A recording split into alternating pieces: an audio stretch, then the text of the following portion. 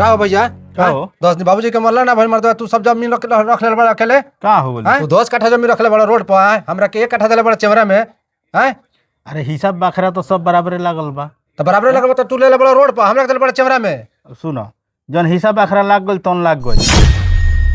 अब का कइल जाओ? ना वो तो ना होई, हमरो रोड पर चाही। देखा हाला गुला मत करो, ना तो लोग शिकायत करी कि 10 दिन उनका मारला ना भइला तू हाला गुला करता रह। हम उ सब नहीं जानत, हमरो रोड पर चाही।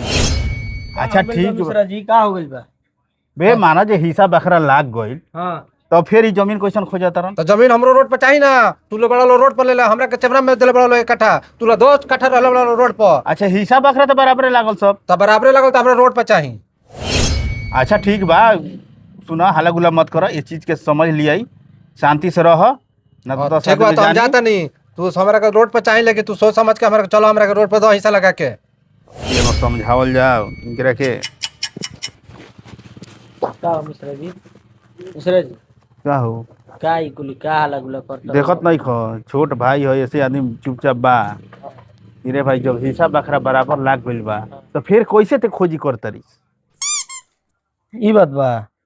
ये बात बा, एक खातिर रहता ना हाला गुला करता।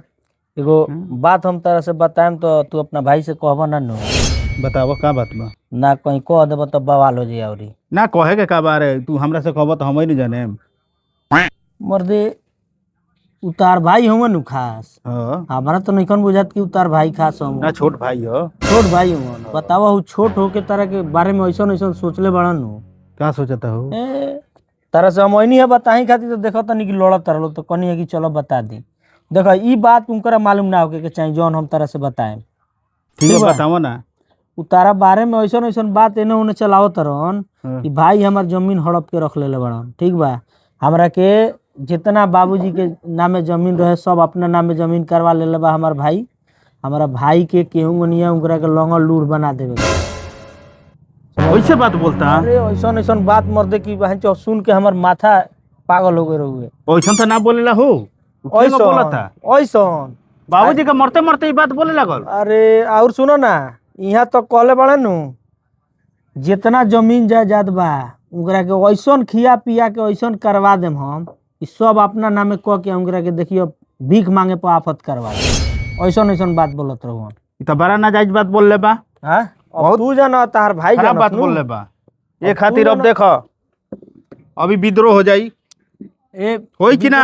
अगर तारा जगह पर हम रहती नु कपार ऊपर फाड़ देती मार के हम। अब करही के पड़ी। मर्दे बताओ वो बोलत रहुए हमार खून खोलत रहे मर्दे, तो तहार का हाल होई मर्दे? अच्छा हाँ? आवे तो उनकरा के ऐसा बात माने बोले के चाहिए कि भाई के गोड़ा तुरवा दम तो हई आवे करवा तो। दम हऊ करवा दे। एबरा आजा जमीन हड़प के हमार रख लेले बड़े। आजा सेबरा बताओ आवे तो। आ देखो आपन तू आदमी बड़ो, ऐसे मान लो हम तरह से बता देनी, लेकिन ये बात उनकरा मालूम ना होके के चाहिए कि हम कहले बानी। ना तो जानते बड़ो कि हमरो के ठीक बा लपेट लिया नहीं में। ठीक बा तो ये बात भाई मालूम आवे ना तो खाली हमरा के। ठीक बा तू जा। अब तारा केंगो फरिया एक बार तू फरिया लिह, लेकिन हमारा बारे में कुछ मत ठीक बा कहियो। ठीक बा, उ तो हमरा के साफ दिमाग हमर नाचता अब। हमारा कয়েক फर्ज लो हम को देनी भाई। ठीक बा ठीक बा चल आवे तो तनी। खाली आवे तो। का हो? सुनो है ना, अब है ना मर्दे एगो बात बताओ एक बार तरह से। बोलो का कहत रह? एगो बात जानते रहो, का? अपना भाई से नानू कहबो ना बोलो। माने अपना भाई से ना कहबो तो बताए। हां बताओ ना कहे हम। तारा बारे में ऐसा ऐसा बात बोलत रहलो। का कहत रहलो? वो जी गइर रह तो देखलो न मोही जी रहनी है। हां हां हां वही जी रहनी है हां। तो वही जी गया में एगो कोनो काम में से गइर नहीं, लेकिन उ का तारा बारे में कहललो सब हम सुन ले तो बनी। बताओ ना का कहलो? लेकिन तारा से बताओ तनी जाके उनकर लोग से मत ना कहियो। कहम। अगर कह देला तो भाई ना हमारा ना ना कहम, तू बताओ ना। जानते रहो उनकर मेहरारू तार भौजाई अइली तो कहत रही हां कि जितना जमीन जायदाद बा अच्छा सब चल के फटाफट अपना नाम से करवाई। ऐसे कहत रही? हाँ उनकरा गाड़ी पर लात मार के इनका के घर से निकालल जाई।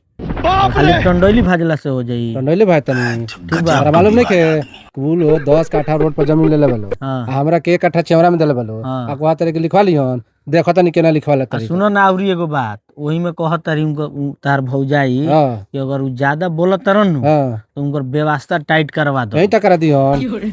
अब देखो अब हमरा कहे के फर्ज ला हम तरह तू से ठीक बा, तू हमें देख ले तनी हमरा के का कहत रही है?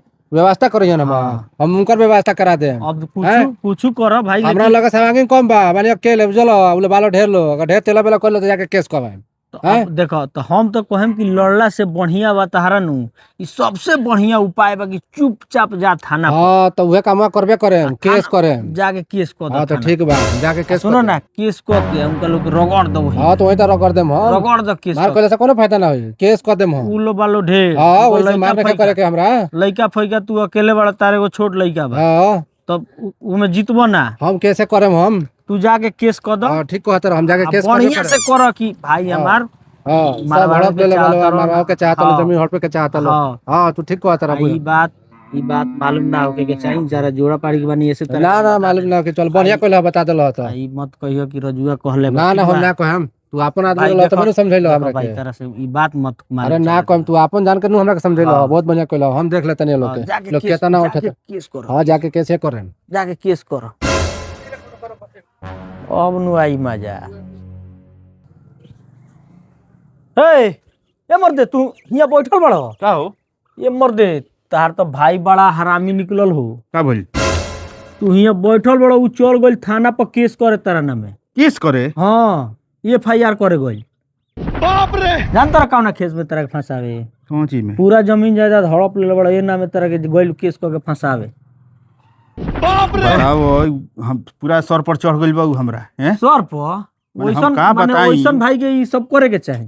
बताओ मर्दे केस करे के चाही। आज तक ले ओइसन काम ना भइल। हैं अब मरते मरते उनकरा देखई। अरे माने ई केस में करे के चाही, तू बताओ।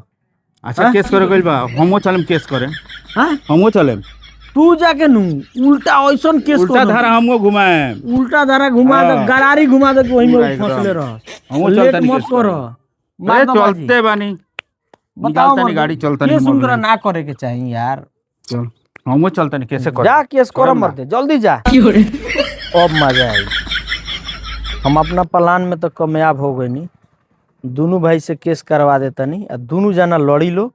आ जब केस लड़ी लो, आ पैसा जब लगे के उड़ाई तो कहम कि चलो लो 2-3 कट्ठा हमरा नामे खेतवा रख दलो, आ वही में पैसा दे के आ सब खेत हम ही अपना नामे लिखवा ले।